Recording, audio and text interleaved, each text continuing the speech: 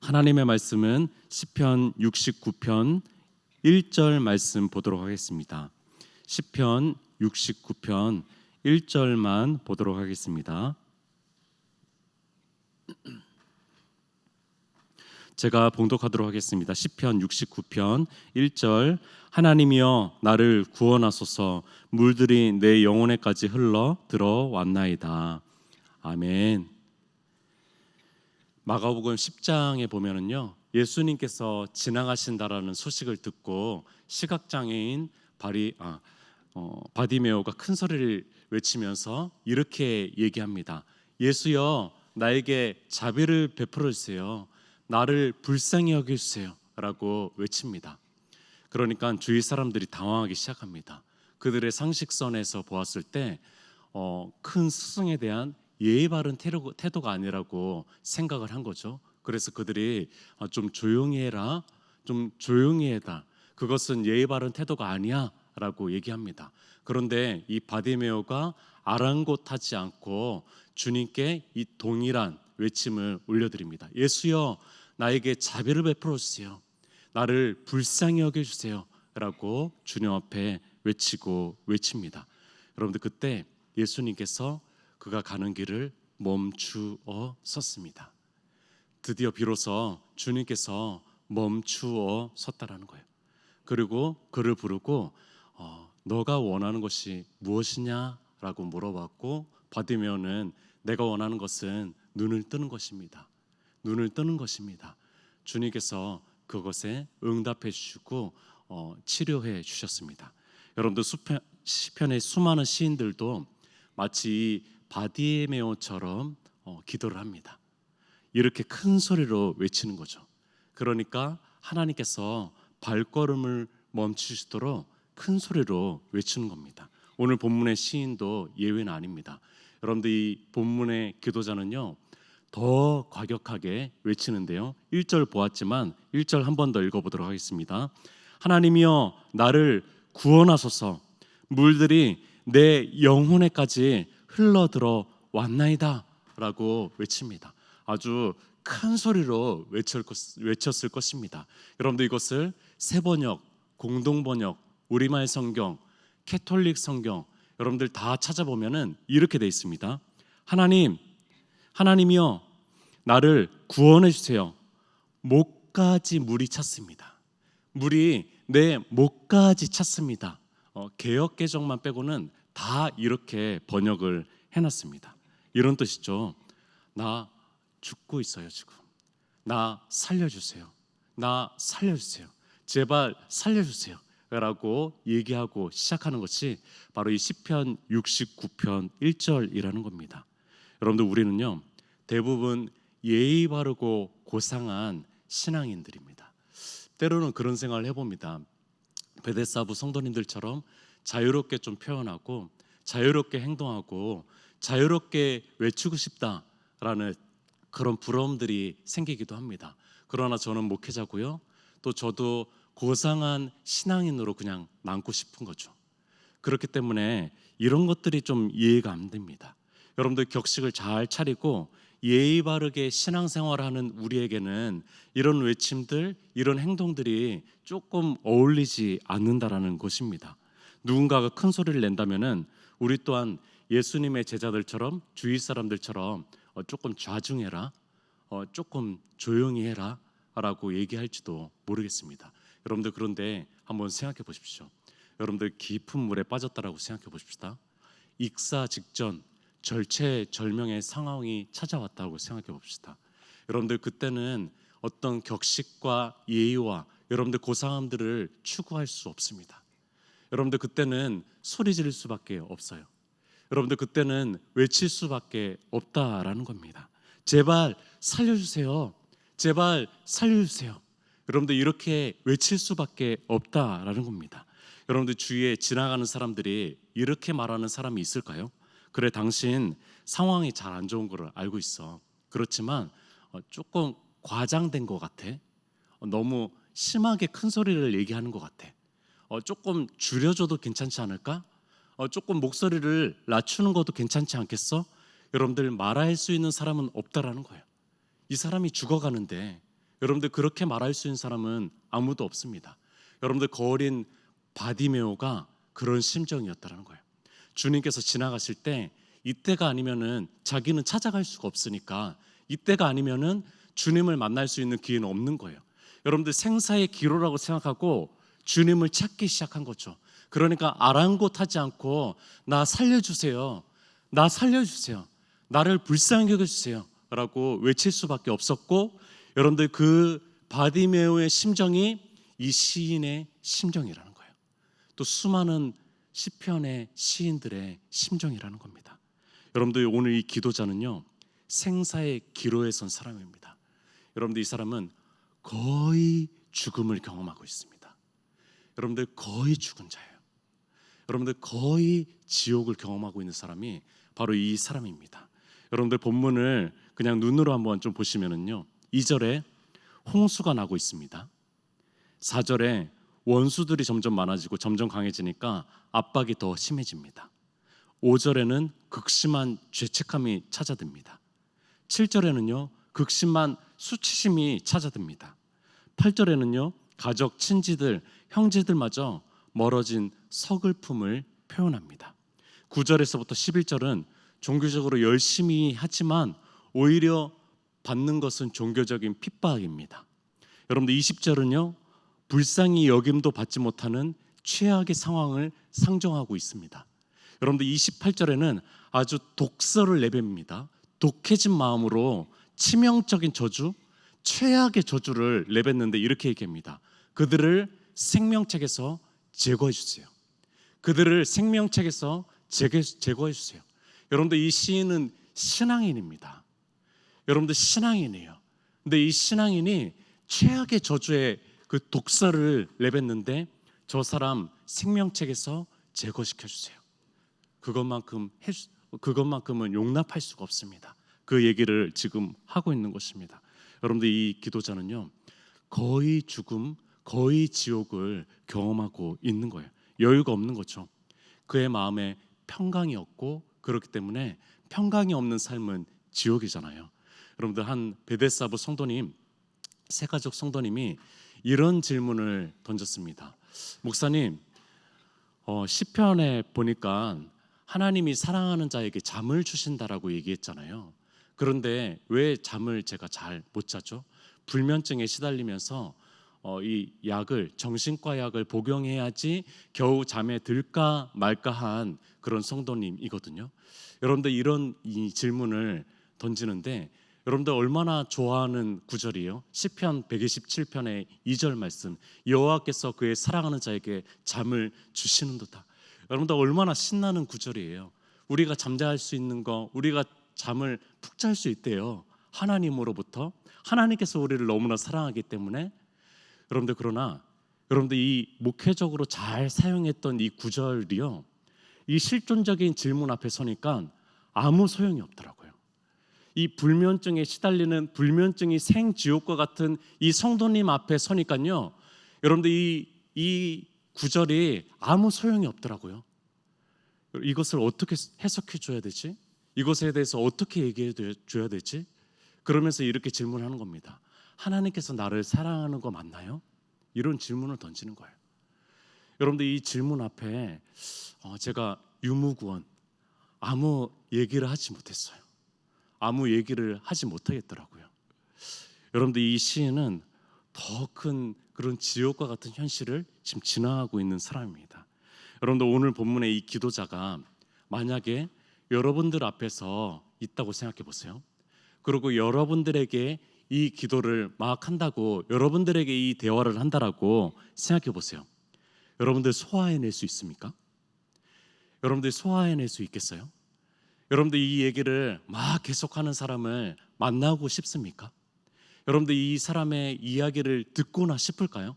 아니 그 사람을 위로하는 것을 넘어서서 이 이야기를 듣고나 싶냐고요? 그렇지 않을 것 같아요. 여러분 저는 이렇게 막 독서를 내뱉고 이렇게 막 대화하는 사람을 만나고 싶지도 않을 것 같습니다. 여러분들 이것은 소위 시편에서 저주 시편이라고 부르는 시편입니다. 저주 시편.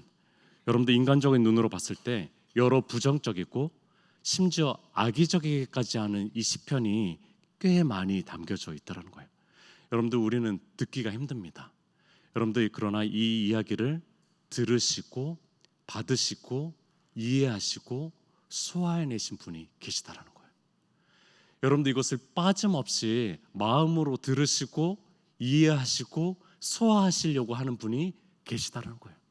여러분들, 그분이 누구시죠? 여러분들, 그분은 시편의 궁극적인 저자인 바로 하나님이라는 거예요. 오늘도 우리의 계속 반복적인 지겹고 지겨운 우리의 기도를 들으시고 들으시는 우리의 하나님이라는 겁니다. 여러분들, 그분은 이 지옥과 같은 심정의 그런 이야기도 마음을 다해서 들으십니다. 우리는 한두 번은 그냥 마음을 다해서 들을 수 있지만 너무 힘들 것 같아요. 저는 너무 힘들 것 같습니다. 그러나 하나님은요, 그것을 마음을 다해서 들으셔요. 마음을 다해서 들으시고, 그래서 그 수많은 저주 시편들이 이 150편 안에 들어가기 시작한 거죠. 마음을 다해서 들으셨다는 거예요. 제 안에 이런 질문을 던져봅니다. 저 하늘에 초월하신 하나님께서 어떻게 이런 한 사람의 슬픔과 고난과 눈물의 목소리마저 들으시고 마음에 담으실까라는 질문을 던져봅니다.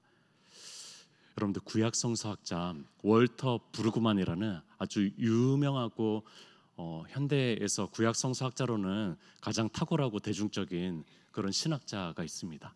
여러분들, 이 신학자가 이 시편 69편을 묵상하면서 이런 얘기를 했습니다. 한번 들어보세요. 이 목소리는 죽음의 금요일에 최후의 순종의 길을 걸어가신 예수님의 목소리라고 감히 말하고 싶습니다. 이 목소리는 우리와 함께 우리를 위해 고통당하신 자의 목소리입니다. 여러분들, 이 탁월한 구약 성서학자잖아요. 구약 성서학자. 시편 69편을 듣는데요, 보고 읽는데, 여러분들, 구약이 아니라 신약으로 넘어가서 골고다 언덕에 가서 십자가에서 들리는 예수님의 탄식 소리를 듣고 있다라는 거예요. 여러분들, 이 시편 69편의 목소리를 통해서 예수님의 목소리를 듣고 있는 사람이 바로 월터 브루그만이고, 또 신앙의 수많은 우리의 선조들이었고, 또한 우리들이라는 생각을 해봅니다. 여러분들, 이 시편 69편을 주님의 목소리라고 생각해보고 한번 보십시오. 부당함, 억울함, 애매한 고난, 친척들과 형제들까지도 거부하고 심지어 술 취한 자들까지도 조롱하고 비난합니다. 여러분들, 21절 한번 볼까요? 21절. 그들이 쓸개를 나의 음식물로 주며 목마를 때에는 초를 마시게 하였사오니. 여러분들, 어디서 많이 본 장면이죠? 여러분들, 어디서 많이 본 그런 구절입니다. 마태복음 27장 34절에 쓸개 탄 포도주를 예수께 주어 마시게 하려 하였더니 예수께서 맛보시고 마시고자 아니하시더라.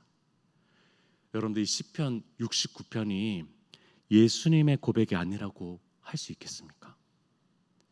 여러분들, 예수님의 고백이 아니라고 할 수가 없다라는 거예요.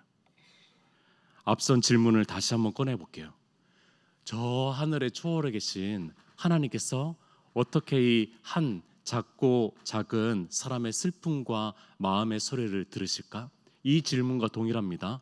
어떻게 저 크신 하나님께서 우리의 작고 작은 신음소리를 들으실까요?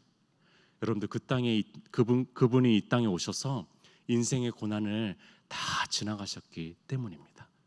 여러분들, 그분은 십자가에 달리신 하나님이시기 때문에 그렇습니다. 여러분들, 현대 신학자 중에서 최고의 신학자로 꼽히는 사람이 위르겐 몰트만이거든요. 희망의 신학자. 여러분들, 이 사람이 책 한 권을 썼어요. 십자가에 달리신 하나님. 하나님이 십자가에 달리셨다. 여러분들, 십자가에 달리셨기 때문에 우리의 마음과 우리의 고난을 이해할 수 있는 거죠. 헨리 나우이는 이렇게 얘기했습니다. 상처받은 치유자. 그분께서 상처받으시기 때문에 치유자가 될 수 있었다라는 얘기를 하는 거죠. 여러분들, 그분은 다윗을 비롯한 시편의 수많은 기도자들의 심정을 통과했고, 또한 과거를 지나서 오늘의 우리의 심정도 통과하시면서 체휼하시는 분이 바로 우리 구주 예수 그리스도시라는 것입니다. 여러분들, 그분은 고통받으시는 그분은요, 하나님께서 그분은요 저 멀리 계신 것이 아니라 바로 곁에 계시다라는 거예요. 우리 곁에서 우리의 호흡 소리를 들으시고, 우리의 심장 박동 소리를 들으시고, 우리의 작은 신음 소리를 들으시고, 또한 우리의 마음의 소리까지도 들으시는 분이 바로 우리 십자가에서 돌아가신 예수 그리스도시라는 겁니다. 여러분들, 그렇게 주님은 우리를 사랑하셨어요. 그것이 주님의 전심입니다. 여러분들, 그것이 단 하나의 주님의 전심입니다. 어려움 속에서도 그렇게 더 가까이서 사랑으로 함께 하시는 주님을 우리가 믿음으로 조금 더 바라볼 수 있으면 좋겠다라는 생각을 해봅니다. 여러분들, 근데 이 시편에서 30절부터 분위기가 막 바뀌기 시작합니다. 30절을 제가 읽어볼게요. 내가 노래로 하나님의 이름을 찬송하며 감사함으로 하나님의 위대하시다 하리니. 여러분들, 놀랍게도 시편의 많은 시들이 탄식의 기도에서 찬양의 노래로 바뀌고 있는 것을 우리는 많이 목격하게 되고 묵상하게 됩니다. 신앙의 신비로움입니다. 여러분들, 구약의 히브리인들은요, 이 시편을요, 시편 모음집을요, 기도의 책 테필라라고 하지 않고요, 찬양의 책 테힐림이라고 얘기를 했어요. 테필라라고 하지 않고 테힐림이라고 얘기했다라는 거예요. 기도의 책이 아니라 찬양의 책이라고 얘기했다는 거예요. 여러분들, 좀 이상하죠? 왜냐하면 시편은요, 탄식과 비탄과 고통과 탄원이 더 많이 담겨져 있어요. 우리의 모습과 같으니까요. 더 많이 담겨져 있는데 기도의 책이 아니라 찬양의 책이라고 불러지다라는 겁니다. 잘못 이름을 붙인 거 아니겠습니까? 여러분들, 그러나 시편을 보면은 끝없이 계속되는 수많은 기도가 찬양으로 종결되는 것을 우리는 바라보게 됩니다. 찬양으로 마무리되는 것을 바라보게 돼요. 수많은 비탄과 탄원들이 찬양으로 주님께 올려지는 것을 바라보게 된다라는 거죠. 여러분들, 그렇지 못한 시들도 있습니다. 그렇지 않은 시들도 분명히 있어요. 그러나 여러분들, 종국적으로 시편의 마지막 시편인 150편은 어떻게 찬양합니까?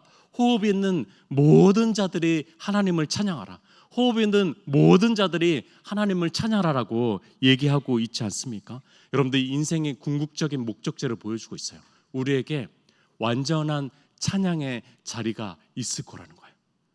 여러분들, 우리는 비록 지금 고난과 어려움과 슬픔을 지나고 있지만, 여러분들, 궁극적인 인생의 목적지에서는 완전한 찬양의 자리에서 완성된 찬양을 주님께 올려드릴 그 날이 있을 것이라는 것입니다. 여러분들, 시편이 신앙인의 인생사, 인생의 고백이라고 했을 때, 여러분들, 우리는요, 찬양집입니다. 여러분들, 우리는 찬양 모음집이에요. 여러분들, 우리는 지금 기도집처럼 생각이 들잖아요. 그래서 기도하게 되고 찬양보다는 탄식이 더 많고 간구가 더 많고, 여러분들 그렇게 느끼셨잖아요. 그러나 우리의 이 책 제목을 보았을 때 우리는 이정훈 찬양집이라고 붙여져 있는 인생이라는 거예요. 여러분들, 그 사실을 잊지 않았으면 좋겠습니다. 여러분들, 우리는 찬양집이에요. 여러분들, 우리는 기도집이 아니라 찬양집이라는 거예요. 여러분들, 테필림이에요. 우리는 테필림입니다. 죄송해요, 테힐림입니다. 여러분들, 30절을 제가 한번 더 읽어볼게요. 내가 노래로 하나님의 이름을 찬송하며. 여러분들, 우리 인생길이 아무리 고되고 많이 힘들고 그래도요, 잊지 말아야 될 사명 하나가 있다면은, 여러분들, 그것은 교회의 어떤 일보다도 최우선적으로 하나님의 이름입니다. 여러분들, 하나님의 이름이 최우선적인 우리의 사명이라는 겁니다. 주님은 자신의 이름을 아끼십니다. 주님은 자신의 이름을 위하십니다. 주님은 자신의 이름이 높아지기 원하고 자신의 이름이 찬양받기를 원하십니다. 주님께서 가르치신 그 주기도문 최우선 기도 제목이 무엇이었습니까? 하나님 아버지, 당신의 이름이 거룩히 여김을 받는 것, 그분의 이름이 존귀함을 받는 것, 그분의 이름이 찬양을 받는 것, 여러분들, 그것이 아니었습니까?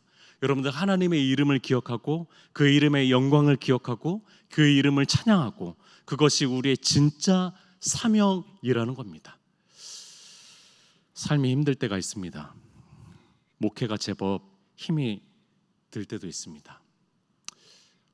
일반 대학교에서 신학대학원으로 온 거를 한 번씩 후회할 때가 있습니다. 때로는 불투명한 미래 때문에 걱정이 찾아오기도 하고 전혀 벌어지지 않을 것 같은데도 그런 것들이 저에게 걱정거리로 엄습해 올 때가 있습니다. 누군가를 미워할 때도 있고 누군가를 원망할 때도 있고 수많은 유혹거리들은 저에게 왜 이렇게 많이 찾아오는지 모르겠어요. 그러나 그때조차도 이 이름만큼은 잊지 않았으면 좋겠습니다. 하나님의 이름. 하나님의 이름을 위해서 내가 자부심을 가지고 하나님을 위해서 이름을 위해서 거룩함을 가지고 살아가기를 원한다. 비록 이 저주 시편을 낸 이 시인처럼 아무것도 없고 뭔가 저주스러운 인생사 속에서도 하나님의 이름만큼은 잃어버리지 않았으면 좋겠다. 그 마음이 듭니다. 이 마음이 우리 또 성도님들 모두의 마음이었으면 좋겠습니다. 하나님의 이름이 거룩하게 되어지는, 하나님의 이름이 존귀함 받는 그것만큼은 잊지 않았으면 좋겠어요. 우리가 아무리 힘들어도, 우리가 아무리 척박해도, 우리가 아무리 가난해도, 아무리 환경이 어려워도, 아무리 고통이 심해도요, 여러분들 이것만큼은 잊지 않는 그런 인생을 살았으면 좋겠고, 그렇게 먼저 걸어가 주셔서 감사드립니다. 그렇게 먼저 걸어가시는 모습을 보여주셔서 감사드립니다. 함께 기도했으면 좋겠습니다. 우리는 찬양집입니다. 우리는 찬양의 모음집으로 우리는 부침받았고 또 그렇게 주님께 쓰임받기를 하나님께서는 원하시는데 오늘 하루의 삶 가운데서도 또 하나님을 찬송하고 하나님의 이름을 드높일 수 있는 그런 귀한 하루의 삶이 될 수 있도록 우리 주여 한번 외치고 기도하도록 하겠습니다.